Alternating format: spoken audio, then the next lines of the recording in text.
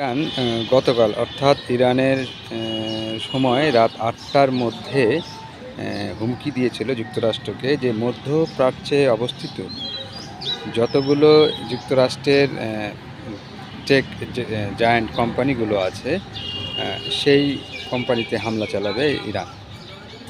এই হামলার যে হুমকি, এই হুমকির কারণেই যুক্তরাষ্ট্র নড়েচড়ে বসেছে। কারণ এই 18টা জায়ান্ট কোম্পানি যুক্তরাষ্ট্রের মেরুদণ্ড বলা হয়। অর্থাৎ যে টপ কোম্পানিগুলো আছে আপনারা জানেন, যেমন গুগল, মেটা, ডেল, টেসলা, ওরাকল, এই ধরনের 18টা জায়ান্ট কোম্পানি। তো এই কোম্পানির সম্পদের পরিমাণ আপনারা শুনলে অবাক হবেন। $15 ট্রিলিয়ন এই কোম্পানির